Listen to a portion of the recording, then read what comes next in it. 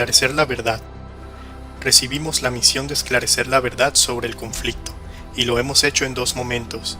Primero, al escuchar para acoger la realidad del impacto físico y emocional de la violencia en las personas y las comunidades, esos daños y dolor incuestionables que no necesitan interpretación. Segundo, al buscar la verdad que explique por qué pasó esto, quiénes lo hicieron, cuál es su responsabilidad y cómo evitar que continúe. ¿Qué pasó con la sociedad y el Estado mientras eso ocurría? Primer paso del esclarecimiento: acoger la realidad de las víctimas. Antes de cualquier discurso o sermón, pongan las manos sobre el cuerpo ensangrentado de su pueblo, les pidió el Papa Francisco a los obispos reunidos en Medellín. Nosotros, los comisionados, acogemos el llamado poniendo las manos sobre la Colombia herida. Nos han puesto ante la realidad de las víctimas y, responsables los más de 500 encuentros de diálogo social para escuchar la verdad, los de reconocimiento de responsabilidades, las juntas de mujeres, la presencia en mingas y comunidades ribereñas o de montaña, con sus correspondientes caminatas, horas de mula, camioneta y aviones, los actos de convivencia, las acogidas de grupos que traen su tragedia y los miles de horas de testimonios individuales y colectivos. Los testimonios, con sus palabras elocuentes y silencios conmovedores, están recogidos en los volúmenes del informe final, y particularmente en el libro dedicado al relato oral de la vida, cuando los pájaros no cantaban. Estamos ante las kilométricas filas de niños y niñas llevados a la guerra, la procesión interminable de buscadoras de compañeros e hijos desaparecidos, la multitud de jóvenes asesinados en ejecuciones extrajudiciales, las fosas comunes y cadáveres de muchachos y muchachas rurales desperdigados en las montañas, muchos de ellos indígenas y afros que fueron llevados como guerrilleros, paramilitares o soldados y que murieron sin saber por quién peleaban, los miles de mujeres abusadas y humilladas, los poblados masacrados y abandonados, resguardos indígenas y comunidades negras devastados y en confinamiento, millones de familias desplazadas que abandonaron parcelas y ranchos, miles de soldados, policías, exguerrilleros y exparamilitares que deambulan cojos, mancos y ciegos por los explosivos, miembros de las comunidades que tuvieron que sufrir ese mismo destino por cuenta de las minas antipersona, centenares de miles de exiliados que escaparon para sobrevivir, multitudes de familias que llevaron el golpe del secuestro y lloran a retenidos que no volvieron, la naturaleza victimizada en los ríos y el canal del dique, convertidos en cementerios y quebradas de aguas negras de petróleo por causa de las voladuras de oleoductos, las selvas quemadas y centenares de especies nativas desaparecidas, cientos de miles de hectáreas envenenadas con los químicos producto de la elaboración de la pasta a base de coca y arruinadas con el glifosato rociado a diestra y siniestra para marchitar su cultivo. Y las tradiciones, las risas y los afectos de la fiesta del pueblo invadidos por símbolos de tristeza, terror, oscuridad y desconfianzas. El reclamo de la indignación. No teníamos por qué haber aceptado la barbarie como natural e inevitable, ni haber continuado los negocios, la actividad académica, el culto religioso, las ferias y el fútbol como si nada estuviera pasando. No teníamos por qué acostumbrarnos a la ignominia de tanta violencia como si no fuera con nosotros, cuando la dignidad propia se hacía trizas en nuestras manos. No tenían por qué los presidentes y los congresistas gobernar y legislar serenos sobre la inundación de sangre que anegaba el país en las décadas más duras del conflicto. ¿Por qué el país no se detuvo para exigir a las guerrillas y al Estado parar la guerra política desde temprano y negociar una paz integral? ¿Cuáles fueron el Estado y las instituciones que no impidieron y más bien promovieron el conflicto armado? ¿Dónde estaba el Congreso? ¿Dónde los partidos políticos? ¿Hasta dónde los que tomaron las armas contra el Estado calcularon las consecuencias brutales y macabras de su decisión? ¿Nunca entendieron que el orden armado que imponían sobre los pueblos y comunidades que decían proteger los destruía y luego los abandonaba en manos de verdugos paramilitares? ¿Qué hicieron ante esta crisis del espíritu los líderes religiosos y, aparte de quienes incluso pusieron la vida para acompañar y denunciar, qué hicieron la mayoría de obispos, sacerdotes y comunidades religiosas? ¿Qué hicieron los educadores? ¿Qué dicen los jueces y fiscales que dejaron acumular la impunidad? ¿Qué papel desempeñaron los formadores de opinión y los medios de comunicación? ¿Cómo nos atrevimos a dejar que pasara y a dejar que continúe? Detengámonos en algunos de los hechos más dolorosos. Los desaparecidos. Un día, Las mujeres que buscan a sus familiares desaparecidos llegaron a Pasto invitadas por la comisión y llenaron el parque central con las fotografías de las hijas e hijos que les fueron arrebatados y que nunca volvieron. Venían de todas las regiones y entregaron testimonios de años de lucha entreverados con la consigna que gritaban en las calles: vivos se los llevaron, vivos los queremos. Otro día otras mujeres, de todo el país, hicieron un plantón frente a la sede de la comisión y reclamaron al Estado la entrega de sus seres queridos llevados por paramilitares, guerrilleros y miembros de la fuerza pública. Volvieron otras veces, siempre desde distintos lugares, de diversas organizaciones, siempre buscando. El último grupo venía de Guaviare y del Pacífico, de La Guajira y Soacha, de pueblos indígenas y comunidades afro del Cauca y de todas las fronteras, y esa tarde le pidieron a la comisión solicitar a la Corte Constitucional la declaración de estado de cosas inconstitucional, porque, por lo menos desde 1982, la búsqueda sigue sin descanso y el número ya rebasa los 110.000. Es el desafío inmenso de la UBPD, que va con las familias por cementerios, laderas y fosas comunes acompañando a quienes convirtieron el dolor del familiar perdido en una lucha colectiva por los derechos humanos. Los secuestros.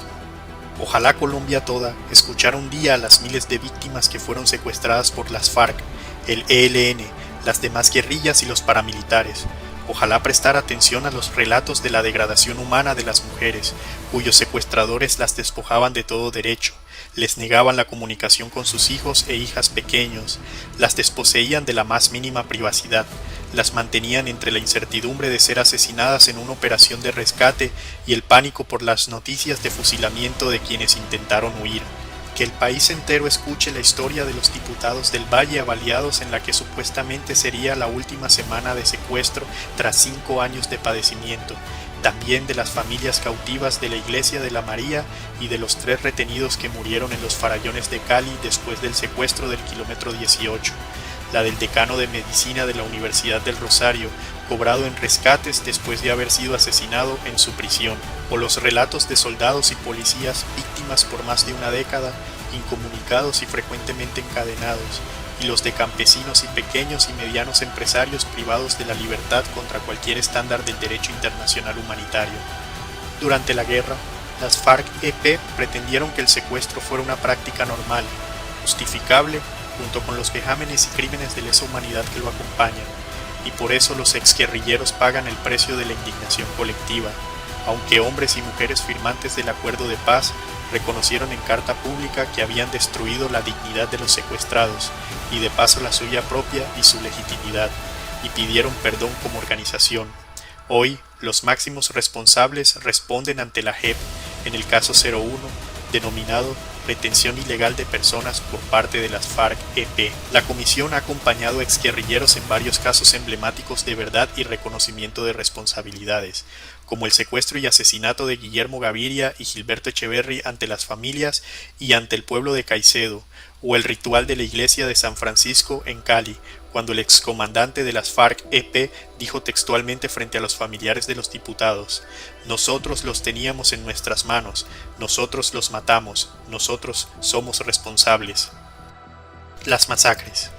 Hay que haber estado en Barrancabermeja la noche del 16 de mayo de 1998, cuando los paramilitares de alias Camilo Morantes asesinaron a 7 muchachos y desaparecieron a otros 25 que celebraban la víspera de la fiesta de la madre, y más tarde haber enterrado día tras día a los muertos de la larga masacre que se extendió por más de medio año en ese puerto petrolero, o haber vivido el año siguiente la masacre de San Pablo, al borde del Magdalena, cometida por el Bloque Central Bolívar, o haber acompañado en Bojayá la procesión de los restos de los niños y niñas que explotaron en la iglesia del pueblo por un cilindro de gas arrojado por las FARC-EP en medio de un combate contra paramilitares, o haber escuchado a los sobrevivientes con quemaduras del crimen del ELN en Machuca, o haber participado en el memorial del horror que dejaron los paramilitares en El Salado, en los Montes de María, o haber ido con la comunidad de Toribío a sembrar cadáveres de indígenas nazas masacrados por los invasores de su pueblo,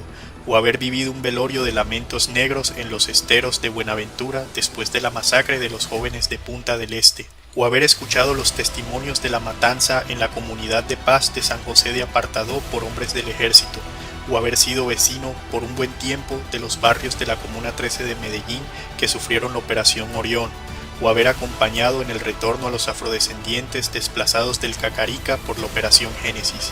Entonces se comprendería plenamente la tragedia del conflicto en el duelo desesperanzado y en la ansiedad y el terror de los sobrevivientes en los territorios de las grandes masacres de población civil en estado de indefensión. Estos golpes de la violencia política contra los campesinos, las comunidades étnicas y los habitantes de los poblados rurales y de los extrarradios citadinos se presentaron más de 2000 veces. Las masacres fueron perpetradas por todos los grupos. El análisis del Centro Nacional de Memoria Histórica muestra que la mayor parte de las masacres fueron ejecutadas por los paramilitares con el apoyo de miembros de la fuerza pública.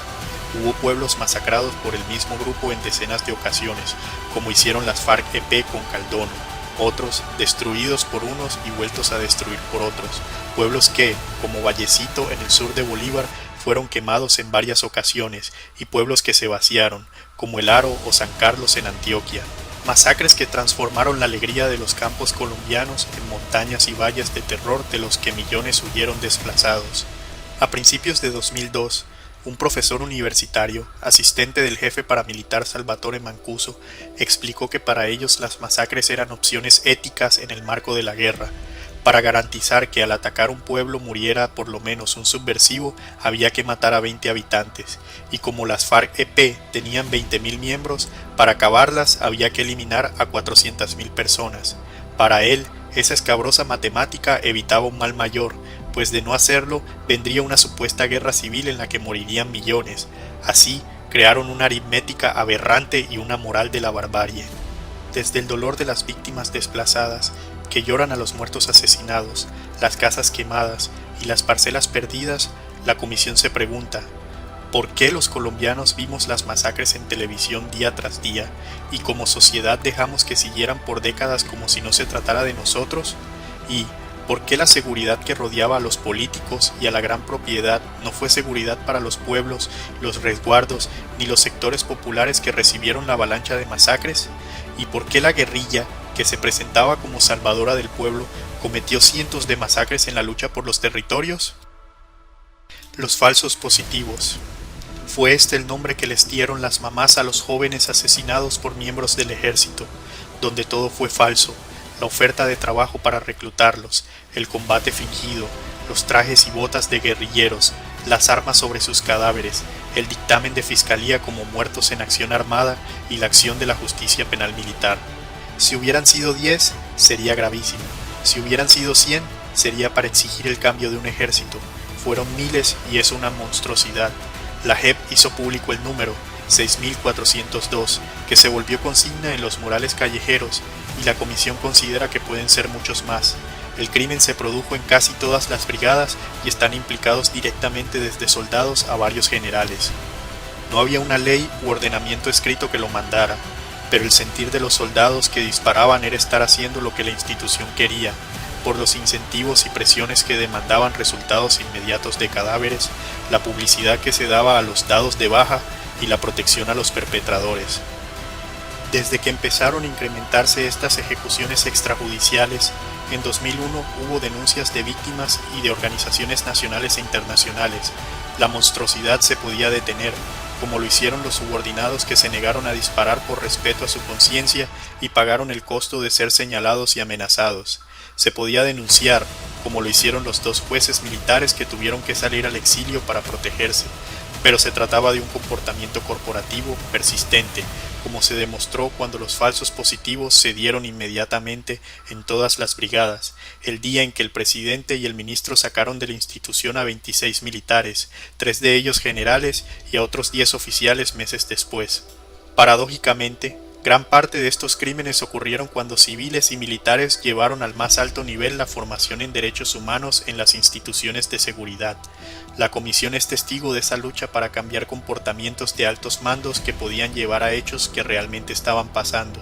Estos esfuerzos dieron lugar a la investigación emprendida en el segundo semestre del 2008, que resultaría en la expulsión de los militares. ¿Por qué no lo hicieron antes, cuando eran tantas las denuncias? De haberlo hecho, se habrían evitado cantidades de asesinatos. Más de 1000 familias de los asesinados a lo largo del país han puesto en el corazón de la comisión el propio dolor y la indignación. Soldados y comandantes, en privado y en eventos públicos, han reconocido el crimen cometido y la magnitud del daño hecho, han pedido perdón a los familiares y a toda la nación, y la comisión pide al Estado protección para estas personas que han aceptado su crimen y la realidad institucional en que actuaron, y hoy están ante la JEP. El daño causado por este crimen de Estado a la ética pública de la nación es inconmensurable y tiene un efecto devastador en los niños y jóvenes de Colombia, militares de alto rango del ejército y mandos medios, funcionarios del Estado violando la ley, mostraron como positivo públicamente y durante varios años lo que era execrable.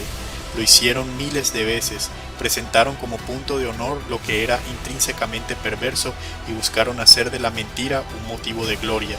Y este daño moral a la nación vulnera la legitimidad social de toda la fuerza pública, para dolor, al mismo tiempo, de muchos hombres y mujeres de integridad moral que ponen su honor en ser miembros del Ejército de Colombia.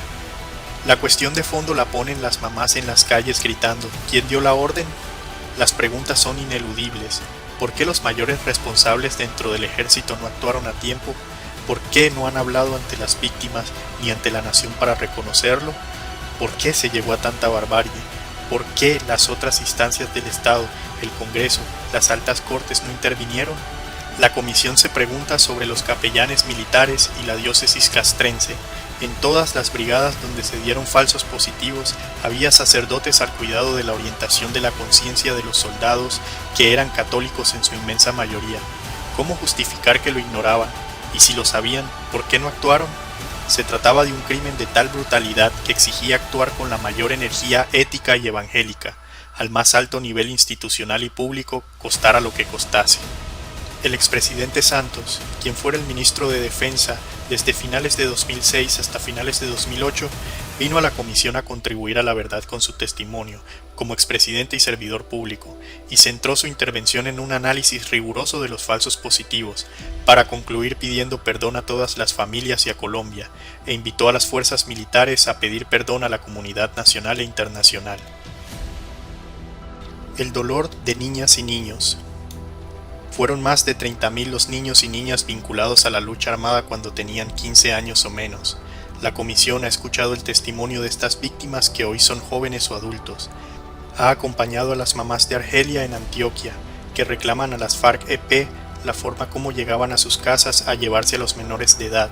Ha estado en un acto público en que familias Misak y Nasa en Caldono, Cauca, les pidieron a los guerrilleros que devolvieran vivos a esos niños o dijeran dónde están enterrados. Un grupo de jóvenes sobrevivientes de la Operación Berlín contaron cómo las FARC-EP los reclutaron, los sufrimientos de la marcha que emprendieron y cómo sus compañeros fueron muertos por miembros del ejército que no ignoraban que estaban matando niños y niñas. Y esto ha sido confirmado por testimonios de militares en retiro que admiten haberles disparado a niños desarmados. Excombatientes de las Autodefensas Unidas de Colombia han relatado en público a la comisión que enrolaron con dinero a muchos pequeños. Las FARC-EP y exjefes paramilitares lo han aceptado en actos de reconocimiento. En uno de esos macabros relatos, un excombatiente paramilitar contó que, cuando fue reclutado de niño, vivió el momento en el que un compañero que intentó escapar fue degollado delante del resto de niños. Luego ellos fueron obligados a pasar de mano en mano la cabeza del amigo. Y, entre todas estas víctimas, son más de 1000 quienes han tenido el valor, en acontecimientos de la verdad, de relatar los sometimientos, adoctrinamientos, abusos emocionales y sexuales, abortos repentinos, tristezas y silencios en que quedó prisionera su niñez. Pero la realidad del conflicto es compleja. También llegaron a la comisión mujeres y hombres que entraron como niños a la guerrilla y que aún después de dejar las armas defienden su historia de vida como una en la que hubo respeto y crecimiento personal. No pocos llegaron a la guerra huyendo de hogares destruidos o de la pobreza, en territorios desprotegidos por el Estado y la sociedad, o llenos de rabia ante el asesinato de sus padres o hermanos para tapar en combates a muerte el luto por la familia que les fue arrebatada. Cuerpos rotos por el desprecio y el prejuicio. El primer acto de reconocimiento que hizo la comisión fue en Cartagena. Allí llegaron mujeres de todo el país y personas LGBTIQ+. Fue un acto que marcó un hito. A partir de ese momento, La decisión de las víctimas de presentar públicamente las violencias de los actores armados contra ellas y ellos se convirtió en una determinación imparable e irreversible. Mujeres y personas LGBTIQ+ contaron cómo sus cuerpos fueron usados como campo de guerra y terreno simbólico de disputa por unos y otros para consolidar la dominación patriarcal. Otras tuvieron el coraje de relatar la violación sexual por parte de varios hombres, delante del marido y de los hijos, bajo la amenaza de matar a su familia y con la exigencia de silencio absoluto, muchas veces con el fin de desplazar a las familias y despojarlas de sus tierras. Algunas tuvieron el valor de compartir la forma como las forzaron a abortar dentro de las filas. Todas y todos, de diferentes maneras, pusieron en evidencia las rupturas emocionales que cargan en el cuerpo y el alma. Hubo quienes se abrieron a relatar los ensañamientos de tortura sexual cuando las empalaron por la vagina o les cercenaron los senos, u otros que compartieron las estremecedoras corrientes eléctricas o la castración a las que los sometieron cuando eran detenidos políticos. Mujeres adultas y perpetradores relataron cómo, siendo escolares, los paramilitares las convirtieron en esclavas sexuales con anuencia de los directivos del colegio. Muchas contaron cómo en distintos pueblos se hizo normal la obligación de satisfacer los apetitos sexuales de los jefes armados cuando ellos les venía en gana. Pudimos evidenciar la manera como las violencias contra las mujeres se normalizaron y los prejuicios culturales contra las personas LGBTIQ+ permitieron una complicidad social que facilitó las violencias contra ellas. En todos estos casos sentimos el grito de indignación y de rabia. Hemos sido testigos de la manera como el dolor y la furia se han transformado en energía para luchar por la dignidad. No solamente han decidido dejar de lado la vergüenza y hablar, sino que, además, se han convertido en líderes y lideresas por un futuro distinto, en el cual se darán el reconocimiento, la celebración y el respeto de la grandeza de cada ser humano en su identidad de género y orientación sexual. La multitud errante. 8 millones de colombianos huyeron. No había lugar para ellos en esta falsa casa de todos, protegida por los organismos de seguridad. Abandonaron parcelas, animales, amistades, huían a cualquier escondedero porque los iban a matar. Otros, 1 millón más, terminaron exiliados en el resto del mundo. Más de 4 millones eran menores de 18 años y más de 5 millones mujeres. Los que no se fueron resistieron al terror y los asedios, en los campos y montañas, en los resguardos indígenas, algunos diezmados hasta el exterminio, en las comunidades afro, confinadas por los grupos armados. Otros originaron comunidades de paz o empezaron procesos de resistencia colectiva que dieron lugar a las zonas de reserva campesina. No pocos perseveraron íngrimos.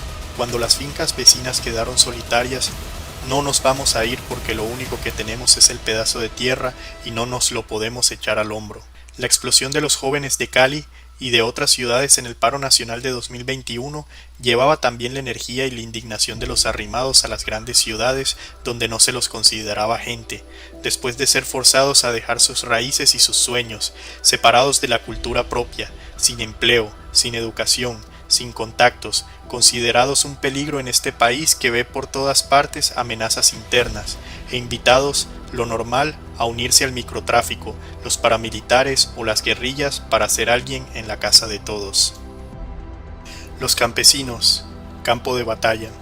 En diciembre del 2019, después de 2 encuentros preparatorios que se llevaron a cabo en 7 regiones, Caribe, Centroandina, Orinoquía Amazonía, Surandina, Nororiente Arauca, Antioquia Eje Cafetero y Sumapaz, más de 200 campesinos y campesinas se reunieron en el municipio de Cabrera, Cundinamarca, para analizar los impactos que tuvo en las poblaciones campesinas el conflicto armado.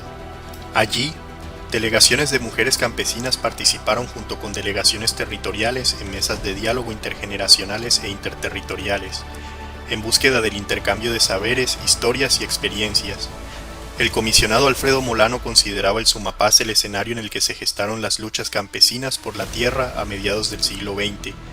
Por eso Cabrera, en el corazón de la zona de reserva campesina del Sumapaz, fue el municipio escogido para avanzar en el reconocimiento de los impactos de la guerra sobre un sujeto cultural y político de derechos como el campesinado.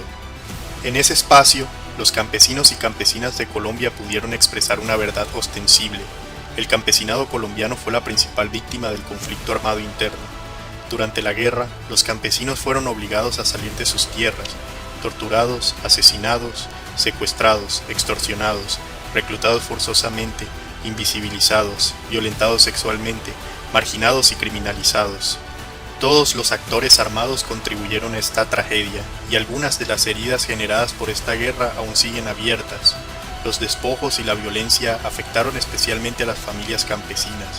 Desde las 393.000 parcelas despojadas en la época de la violencia, hasta los más de 2 millones de hectáreas que se reclaman en el actual proceso de restitución de tierras, tuvieron como mayor afectado al campesinado.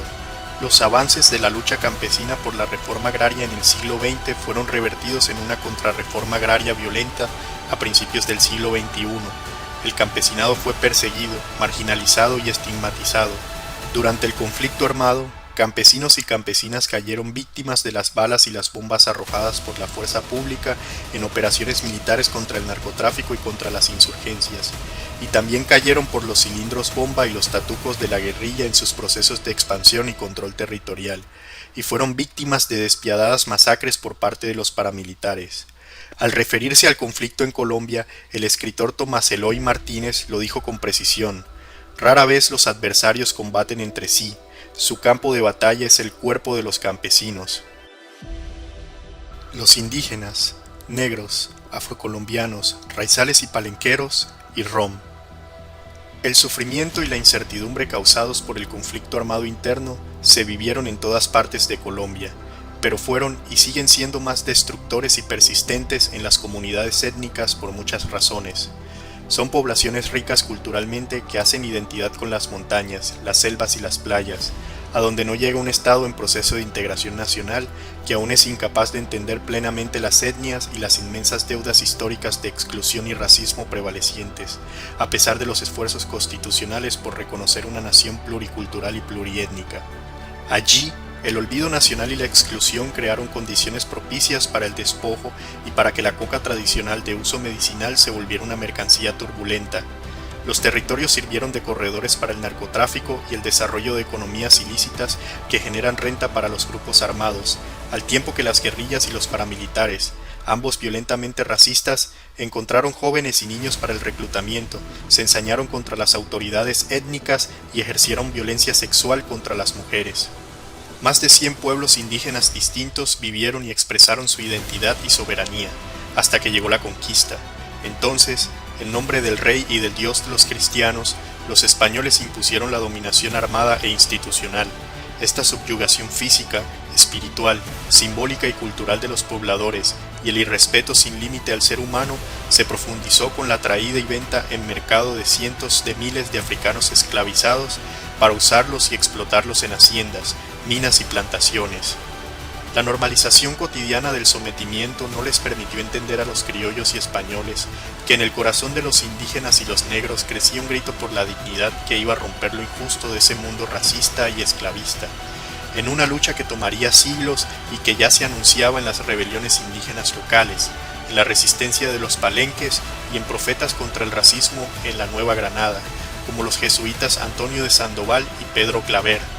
En estos gritos por la grandeza humana, las etnias lucharon por su dignidad y sus territorios y fueron atacadas, expulsadas y, en varios casos, aniquiladas. En medio de esta realidad institucional y cultural, tuvo lugar la guerra política de la independencia, y la misma realidad racista y excluyente prevaleció en el establecimiento de la República, en las guerras civiles y en la confrontación entre liberales y conservadores, y se ha dejado sentir como una violencia desproporcionada sobre indígenas y negros durante las décadas del conflicto armado interno. Por eso, a petición de los pueblos étnicos y por respeto a la dignidad humana, la Comisión desarrolló una consulta previa junto con la JEP y la VPD.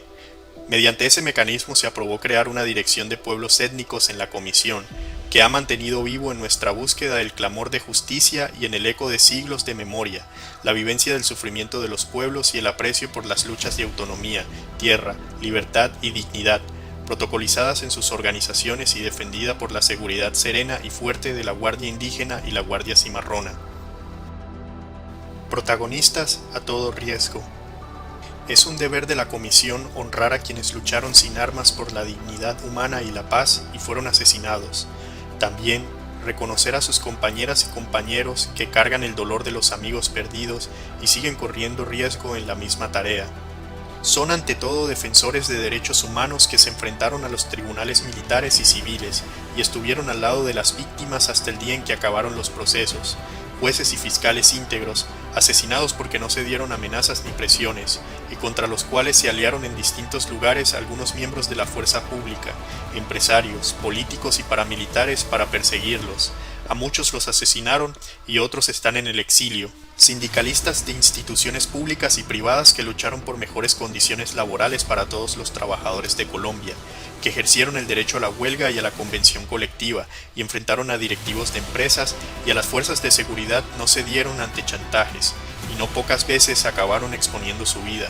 Jóvenes universitarios llenos de entusiasmo por la causa de construir una sociedad sin exclusiones ni desigualdad, y a quienes mataron en expresiones de audacia, resistencia civil y grafitis, música y danza, líderes espirituales, sabios indígenas y afrocolombianos, religiosas y sacerdotes, obispos, pastores, jóvenes inspirados en la fe fueron asesinados en los campos y ciudades, y sus memorias son veneradas como presencia inspiradora.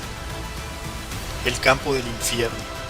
Miembros de la comisión que recorrimos el país a finales del siglo pasado, recordamos los letreros dejados por la guerrilla en los alrededores de los poblados. Campo minado, no se salga del camino. Y tenemos el recuerdo de aquel niño ciego y la niña sin pies que se apartaron del sendero cuando iban a la escuela. Y sabemos hoy de las playas del Pacífico sembradas de minas antipersona. Recordamos la llegada de las víctimas al diálogo de La Habana, antes de que empezara esta comisión, cuando un campesino puso sobre la mesa la prótesis plástica que le servía de pierna para reclamarle a la guerrilla. Ustedes pusieron el artefacto en el lugar donde ordeñábamos las 2 vacas que teníamos en la finquita. Así, guerrilleros y paramilitares llenaron de bombas las trochas campesinas, las riberas, los sembrados y las selvas. Se calculó que después de Afganistán, este país era el más minado del mundo, y en el campo vimos chigüiros y venados, reses y perros que caían en esas trampas para humanos. El suelo campesino y los territorios étnicos, allende de los grandes latifundios y los cultivos agroindustriales, se volvieron un infierno.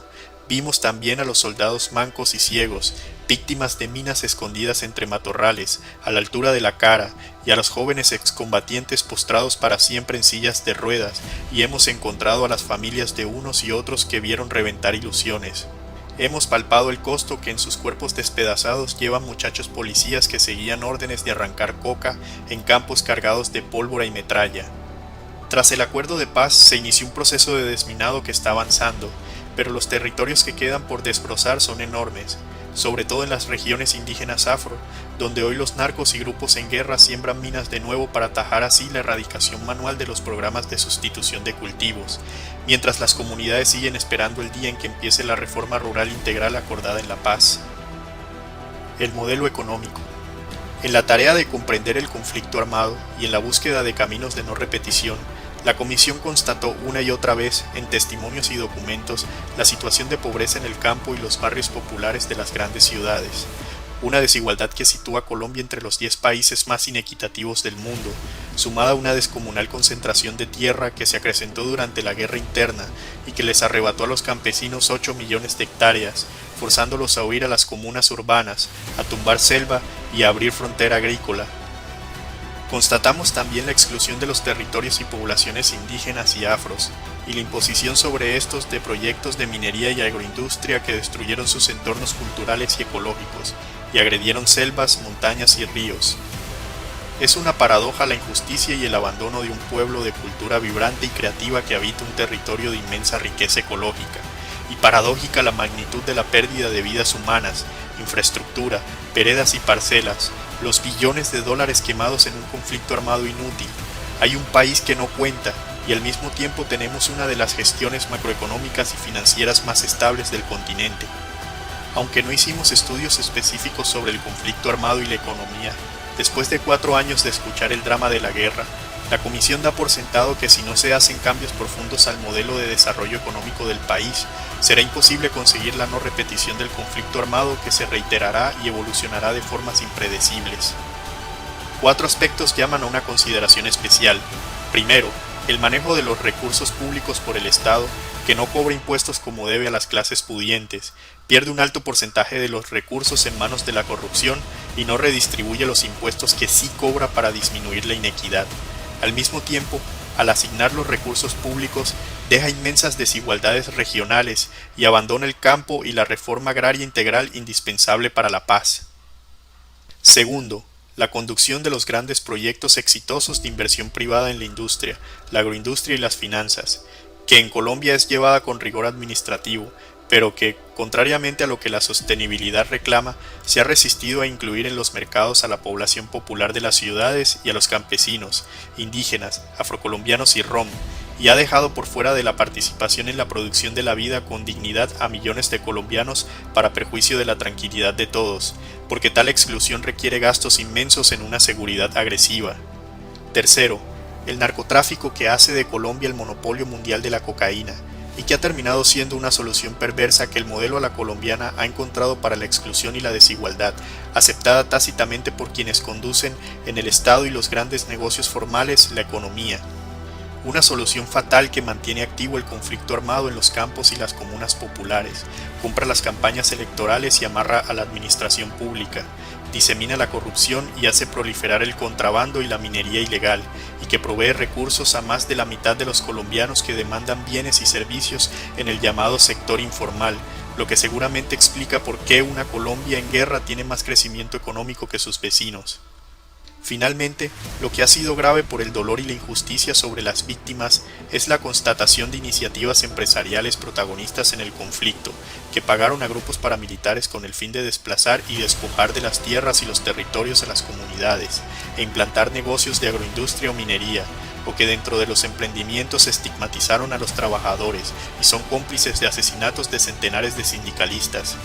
También lo es la puesta en evidencia de empresas que pagaron a los grupos armados grandes cantidades de dinero como costos de transacción, indispensables para mantener activos los proyectos, y la realidad de actores económicos que, desesperados por la guerrilla y ante la inseguridad, contribuyeron a la creación de las Convivir y en otros momentos buscaron a los paramilitares para que trajeran su seguridad de terror. Luego estuvieron los que se aprovecharon de las tierras abandonadas en medio del terror para comprar con testaferros y establecer proyectos, y otros que con dinero pusieron a miembros de las fuerzas militares a su servicio privado. La comisión también ha escuchado a centenares de víctimas empresarias de Colombia, desde pequeños productores hasta enormes corporaciones, personas y negocios que se volvieron objetivo para el cobro de vacunas, de los cuales un grupo significativo sufrió el secuestro de directivos y familiares, incluidos hijos e hijas menores, y tuvo que pagar elevadas extorsiones y chantajes de paramilitares y guerrilleros, así como pagar el impuesto al patrimonio de las FARC-EP y el impuesto de guerra del Estado, y sufrir la condena a muerte cuando no cumplían con las exigencias de dinero. Las empresas de transporte de carga y pasajeros fueron atacadas en las carreteras con pérdidas humanas de conductores y de capital en buses y tractomulas, y la ganadería de todos los tamaños aguantó el abigeato, la extorsión, el secuestro y el asesinato de trabajadores y finqueros. La comisión ha prestado especial atención a los testimonios de pequeños y medianos empresarios que sufrieron la quiebra total en los pueblos destruidos por masacres de paramilitares y guerrilla, y que al desplazarse abandonaron conexiones, mercados, negocios, pertenencias y fincas para escapar de la muerte e intentar empezar de cero en otras ciudades o en el exilio. En medio de todo está la realidad de empresarios de todos los estratos que, a pesar de los costos humanos y monetarios pagados y de las incertidumbres, permanecieron en el país y siguen arriesgando inversiones, convencidos de que su mejor contribución a la paz es preservar en la tarea cotidiana de contribuir a la producción de los bienes y servicios para la vida con dignidad de los colombianos y colombianas. Pasamos ahora al siguiente momento del esclarecimiento, cuando la comisión busca responder a las preguntas ¿por qué?, ¿quiénes?, ¿con qué intereses y en qué alianzas? Segundo paso del esclarecimiento: la explicación para poder afirmar. La discusión sobre la explicación. Continuamente se nos han formulado estas preguntas. ¿Cómo llegan ustedes a la explicación de la verdad? ¿Cómo pueden escoger entre tantas posibles? ¿Acaso no están sesgados? La comisión no es dueña de la verdad, al contrario, sabe que le pertenece a la verdad y que debe esclarecerla. Construimos un método que aprobamos después de someterlo a la opinión pública, que partió de preguntarnos por el origen y la persistencia del conflicto político armado. Hubo un primer momento en el que escuchamos y recibimos el hondo e indiscutible sufrimiento de las víctimas a través de sus testimonios y memorias. Luego pasamos un segundo momento de investigar los contextos que explicaran los hechos violentos y que permitieron dar respuestas al por qué y al cómo se dieron, de elaborar hipótesis y contrastar puntos de vista complementarios o contrarios, y así, una vez alcanzada la mejor explicación, hay un tercer momento en el que la comisión se pregunta, ¿eso es lo que realmente ocurrió? ¿Estamos seguros de que es así y no es de otra manera? La respuesta a estas últimas preguntas es sí o no, y compromete la honradez de los comisionados con las víctimas, la coherencia y rigor para poder afirmar o negar que un determinado acontecimiento es así y no de otra manera. Conlleva además la obligación moral de no callar ante la verdad encontrada o de reconocer que aún no se puede afirmar y que hay que continuar la búsqueda. No aceptamos el argumento de autoridad, según el cual algo es verdadero porque lo dijo una persona importante. Esto no contradice la colaboración en el conocimiento con lo que otros han encontrado. Al contrario, nos permite mantener una visión crítica. Por ejemplo, incorporamos las formas de pensar indígenas y afro, además de las dimensiones de género y de los diferentes grupos etarios. En todo caso, no compartimos aquella posición según la cual hay muchas verdades que valen igual sobre un mismo asunto. A través del método mencionado, escuchamos e incorporamos hasta donde nos fue posible estas diferencias como elementos para el esclarecimiento.